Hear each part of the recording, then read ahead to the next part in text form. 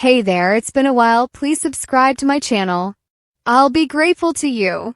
Lee seeks answers, and Steffy requests a job. April, the lab technician, carried a file to Lee's office. They were talking about the final organ donors who were to be destroyed because they were no longer a match for anyone. Poppy heard them say Tom's name as she entered. As Lee yelled that Luna's father's remains will be gone by the end of the day, she questioned why. "Poppy, why are you here?" "I'm really busy," Lee groaned irritably. Lee ignored Poppy when she brought her donuts. What had she done to annoy her now? Poppy wondered. Lee chastised her for Luna's unstructured upbringing. Lee growled, "You made that girl a double murderer." As Luna grew up, Lee informed Poppy that no one else could assist her because of her intransigence. She persisted in telling Poppy what a terrible mother she was, and Poppy acknowledged that at the time, her priorities were off. Poppy became agitated when Lee informed her that Luna suffered as a result of her parenting. "You don't believe that I don't criticize myself every day for it? Your kid is a physician. My kid is a murderer." Poppy sobbed. She claimed that being reprimanded only made her feelings worse. But isn't that the whole point? The point is the cruelty, Poppy understood. Lee sighed and gave a patronizing shake of her head. "Ah, Penelope." Poppy wanted to know why her sister had been cruel to her long before Luna ever did her crimes. "I have no faith in you." Lee swore, "I've never trusted you." Lee claimed that she had never had any reason to trust Poppy. "After all these years, I'm still attempting to gain your favor." "I'm your sibling," Poppy said. "Then behave like it," Lee yelled. She admitted to Poppy that she consistently prioritized males above her own daughter. Poppy sobbed as she struggled to make ends meet as a single mother. "What exactly are you doing?" Lee inquired. Poppy claimed to be a jewelry maker and waiter, but Lee claimed she pursued rich men. That's why they thought Bill was Luna's father. "Do you recall that whole situation?" Lee yelled. Poppy pointed out that Luna had switched the tests and maintained that it wasn't her fault. "She did, of course. She desired an affluent father. I wonder where she found out," Eli shot back. Lee asked if Poppy was certain that Tom Starr was Luna's father, despite her regrettable statement to that effect. "Could it be that someone else is her father, considering the way you slept around?" Lee made the accusation. Poppy sobbed that she felt like she was drowning and was overpowered. She implored her sister not to bring up the subject again, stating that Luna was incarcerated and Tom was dead. Lee gave her a chilly look while Poppy sprung to her feet, snatched the donut box from Lee's desk, and ran out of her office. April informed Lee that not all of the unused organs had been sent out when she called her after Poppy left. She verified that Tom's liver was still present at Lee's request, and Lee instructed her to bring it to her office. Tom's liver was in a cooler that April carried to Lee's workplace. When she inquired what she wanted it for, Lee replied that she was going to investigate and find the answers she had been seeking for years. Luna grinned as she glanced at a picture of Will hanging on the mantel at Bill's house. Bill entered and reminded her that her presence was a secret and that she needed to wear the ankle bracelet at all times. Luna reassured him that she was aware of her good fortune and that she would never be able to forgive herself for the suffering she had caused by killing 2 men. She claimed that she kept thinking about Hollis' family and the hardships they must have endured. Bill blamed her mother for Luna's personality and attributed her lack of coping mechanisms to poor parenting. Bill explained to Luna that he wanted to offer her another shot at a normal, healthy, and fulfilling life because he knew her in a way that no one else could. Bill hoped that Luna would turn around for the better. Luna assured him that she would take full use of the incredible chance that had been presented to her. Luna wanted to discuss their initial belief that she was his daughter. Bill claimed she made up the dream, but she claimed it felt like a dream come true. Luna acknowledged that she was ashamed that she would go to such extreme measures to be his daughter. She claimed she couldn't bear the idea of Tom Starr being her father at the time, even though she knew it was wrong. Eric perused the newspaper while Taylor and Ridge had coffee in the Forrester living room. "I have a question for you, Taylor. Do you know that your car stayed here overnight?" Eric made fun of it. As Steffy entered the front door, she informed her parents that she was pleased to see them again and that Ridge's decision to leave Brooke was the best one he had ever made. In addition, Zend congratulated Ridge and Taylor. Steffy declared that she would be going back to Forrester Creations today. Zend inquired as to what was happening after Steffy had left. Eric told him Steffy had a strategy. Although Taylor acknowledged that they were unsure of the exact plan, it began with Steffy returning to her job. Like he would have if they were in the workplace, Zend displayed his sketches to Eric and Ridge to get their input. Taylor anticipated returning to Forrester shortly. Eric was sure Steffy could work her magic on Carter and Hope, but Ridge questioned whether they would allow her back in. Zend claimed that he was having trouble deciding whether or not to continue working there and was torn between the two options. Though he was excited to be Hope for the future's head designer, he questioned whether he was selling out every day. Taylor said he might be able to assist Steffy, and Ridge reassured him they needed him at Forrester. "If I don't even know Steffy's plan, how can I aid her?" Zend pondered. Brooke was informed by Carter and Hope in the CEO's office that they were eager for her to see Daphne Rose in order to negotiate a contract. Distracted, Brooke claimed to be thinking about Ridge. Carter understood that Brooke was dealing with a lot and that it was difficult to leave everything at the door, but Brooke apologized for her lack of professionalism. Ridge had given Taylor his whole attention, Brooke informed them. Hope reasoned that Steffy must be pleased with her parents' reconciliation. Brooke concurred that Steffy was most likely dancing about it on the streets of Beverly Hills. They needed to discuss, Steffy stated as she entered the office. "Even if I'm furious about what you did, I still own a significant portion of this company," she stated. "I still need to safeguard my investments." Steffy explained that she was going back to work at Forrester when Brooke inquired what she meant. Carter said she was free to remain on board. Steffy reminded them. She claimed that she and her entire family still felt misled and hurt. "I know I said I wouldn't go inside Forrester Creations, but I said a lot of things in my anger. In fact, I'm surprised to be here," Steffy continued. "Yes, you're present. Requesting a job." Steffy. "Why the change of heart?" Hope let out a sigh. She questioned Steffy about the true situation. "I'll never feel ashamed to enter this building. With my head held high. I entered today past the Forrester sign," Steffy said to Hope. Hope remarked snidely, "I'm glad to hear you feel so at ease here. Did you know that things were different there?" Carter added. Carter remarked, "You're answering to Brooke and me, and Hope at times, too.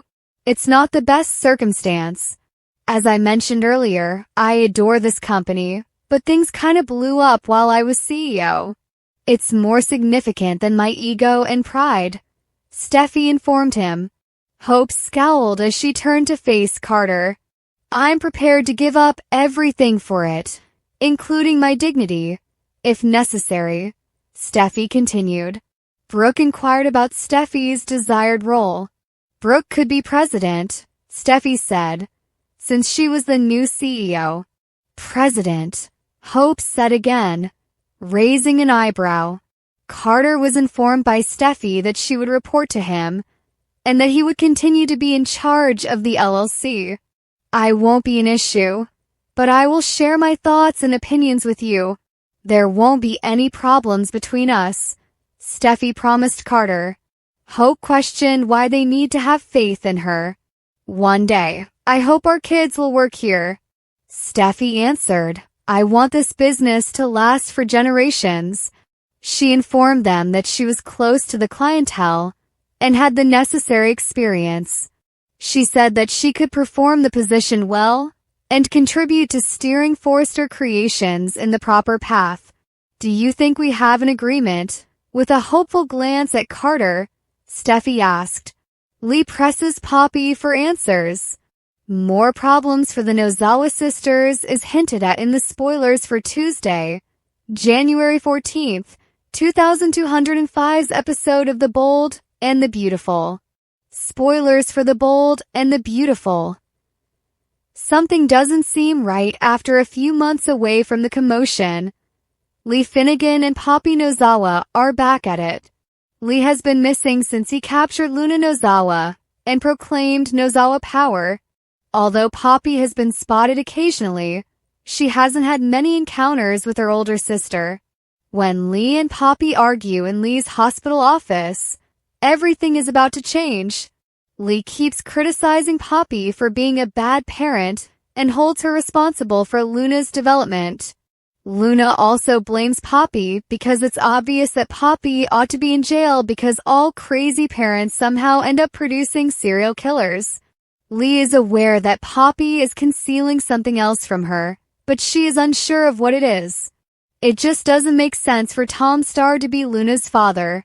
Maybe Luna's father isn't Tom after all. Poppy closes up and won't respond when Lee asks her sister about this. Lee is adamant about finding the truth and can argue with her sister until Poppy caves in and tells everything. Lee might need to exercise caution when making wishes in this situation. B&B spoilers. Bill Spencer also wants more answers. Luna must work with Bill now that she is under house arrest and secretly residing at Bill Spencer's mansion in the Hollywood Hills. For the time being, she is okay with that since it allows her to live in luxury, but she becomes interested when Bill asks her to explain how she killed Tom and Hollis. Bill wants to hear it again, even though she did that when she was incarcerated. Is there another motive at work here, or is he attempting to collect evidence in the same manner that he did with Sheila Carter? Why would Bill try it again when his plan with Sheila didn't work out? Will Luna repeat the narrative again? Or will she question why she must? Maybe things are more complicated than they seem. Spoilers for The Bold and the Beautiful. Jack returns and Luna didn't kill her father. Spoilers for The Bold and the Beautiful reveal that Luna Nozawa made a strange comeback to the screen.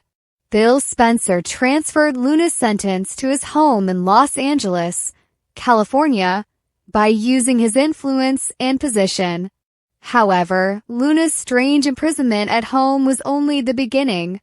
The bigger astonishment is when Lee Finnegan yells the apparent truth at her sister, something that longtime soap opera viewers conjectured about months earlier. Luna was born during a time when Poppy Nozawa was promiscuous. She had no idea who the father of her daughter was. However, as Lee and the audience discover, Luna's killer, Tom Starr, was not the man with whom Poppy had her kid. Spoilers for The Bold and the Beautiful. Luna Nozawa's crimes stay the same, alright. So Luna didn't murder her father. Nevertheless, she killed a person because she thought he was her father. Thus, her offense is still the same. She also murdered Paul Hollister because Hollis read a number of letters that Howard's character had written to Poppy throughout the years. Luna took that action to prevent the secret of Tom's alleged paternity from being revealed. Since Luna was unaware that another guy was her father, viewers will need to be informed about how she fabricated the falsified paternity tests. Spoilers for The Bold and the Beautiful. Jack Finnegan's presence explained. Loyal viewers remember that two characters returned in the episodes following Tom's passing: Jack Finnegan and Justin Barber. The audience was able to find out that Justin and Bill had made up when he returned. However, he didn't seem connected to Tom's demise. Viewers would have likely been informed by now if Bill had asked Justin to assist him in getting Luna out of jail. Up until now, Jack's presence at El Giardino seemed strange and reasonable. He is a lawyer, just like Justin, but he wasn't requested to assist Luna. John Finnegan's life will alter significantly if he turns out to be her father, though, and he will come to terms with the fact that his cousin is actually his sister. It's reasonable to think that King's character may use his knowledge of the law to assist his daughter in beating her rap or escaping Bill's house. Spoilers for The Bold and the Beautiful. In the thick of it, Bill Spencer reveals that beneath his dollar bill facade, Bill has a good heart. Because of what he believes to be a similar early experience, he soon grew to care about Luna and has bonded with her. The parental news will shock Diamant's character. If that turns out to be the case, Luna will likewise have a father who is more favored than Tom. That new component can indicate that she changes her mind and accepts Jack as her father. Bill's feelings must also be taken into account. Crew Morrow gives his bold and beautiful family a special shout-out. Crew Morrow shared the love for B&B.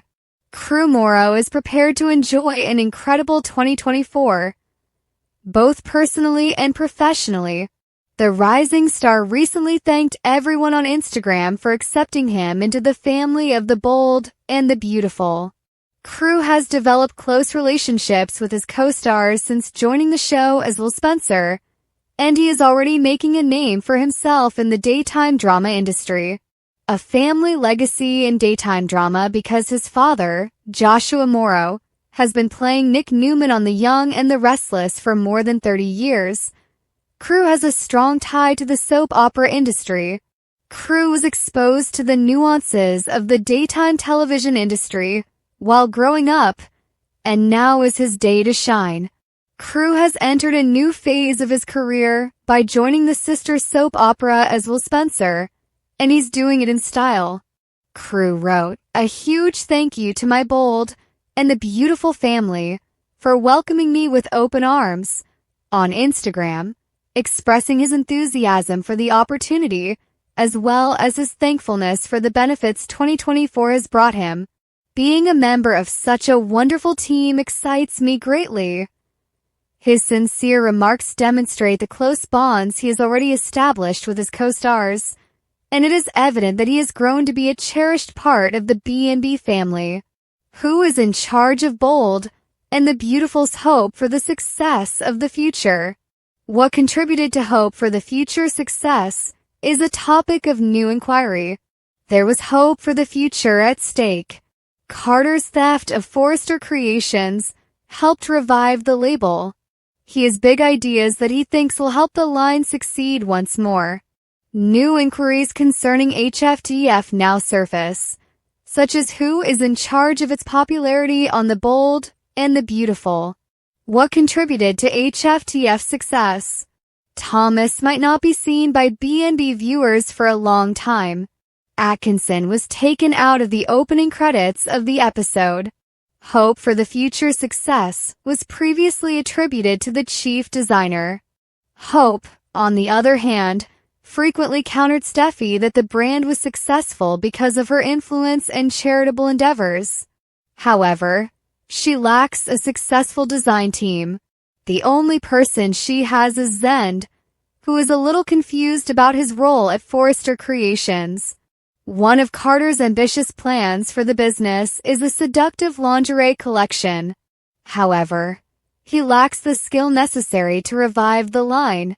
Hope's line has occasionally faltered since she stopped collaborating with Thomas. Can Hope take the lead in a line once more? She doesn't seem to be paying much attention to it. Hope would rather be with Carter than at work most of the time. Time for a reboot. Hope's strong vision and moral decisions made the line successful and helped bring it to life.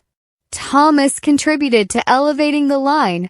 It achieved great popularity after it was at last recognized as a couture collection. However, Thomas wasn't always the line's creator. Prior to Thomas being the primary designer, Hope for the Future was a success in 2014. Hope was the line's face and model at the time. The principal designer at the time was Caroline Spencer too. Involving Quinn, Wyatt, and Ivy with the jewelry component helped Hope for the Future succeed as well. The success of HFTF has been aided by designers. Thomas has been essential to the line's success over the years. Hope and Zend are now responsible for making it happen. Perhaps Hope should let the line speak for itself by removing her identify and face. It might be possible to revitalize the line by rebranding it. Perhaps this will provide Hope with the creative inspiration she sorely needs. Subjects. Lee gets Tom's liver because Hope suspects Steffi's intentions. Lee Finnegan was informed by April, the lab tech, about certain organ donors who did not fulfill the standards for human contributions. Instead, their organs, including Tom's stars, were to be donated to medical colleges. When Poppy Nozawa brought Lee a box of donuts, she informed her of Tom's organ condition. Lee gave her an attitude because of the way she reared Luna Nozawa, even though Poppy felt she had been making progress with her sister. Long before Luna ever took anyone out, Poppy had been complaining about Lee's severe treatment of her. Lee claimed that she didn't trust her sister, and never had when Poppy insisted on knowing why she was being harsh. Lee also questioned whether Poppy was certain that Tom was Luna's father, and went on a tirade about all the rich guys Poppy singled out. In the end, Poppy ended the discussion and stormed off. After Lee was by herself, she called and verified that Tom's liver remained in the hospital through April. In order to gain some answers that had been elusive for years, Lee asked April to bring the liver to her office. Luna told Bill Spencer at the Spencer estate that she was glad to be out of that terrible prison and that she understood the rules. Even though Luna apologized for Tom and Paul Hollister, Bill recognized that she was attempting to overcome her background. Luna acknowledged that she simply couldn't handle the idea of Tom being her biological father as she, and Bill went over how she had made up the evidence that he was her biological father. Ridge Forrester and Taylor Hayes' reunion pleased Eric and Steffy Forrester at the Forrester mansion. Steffy expressed her agreement of Ridge's split from Brooke Logan, indicating that she was happy about it. Zen Forrester Dominguez received information upon his arrival and inquired about the specifics of Steffi's plan, since she insisted that today was the day she returned to Forrester Creations. On Monday's B&B episode, a sullen Brooke found it difficult to concentrate at work at Forrester Creations because she was thinking about Ridge and Taylor's reunion. Carter Walton and Hope Logan sympathized with Brooke's pain. When Steffy finally arrived, she made the point that, as a shareholder, she needed to safeguard her investment. Hope questioned Steffi's change of heart as she declared her desire to resume her job at Forrester Creations. Hope, Carter, and Brooke were reassured by Steffy that she would give up everything, including her dignity, for the benefit of the business. Steffy was determined to help since she wanted a job for her kids when they grew up. Steffy said she wouldn't cause any issues and believed Carter should appoint her as president of Forrester Creations. Steffy eventually extended her hand to Carter and inquired if they had a contract, despite the skepticism of Hope and Carter. Thank you for your time. Don't forget to like, comment, and subscribe.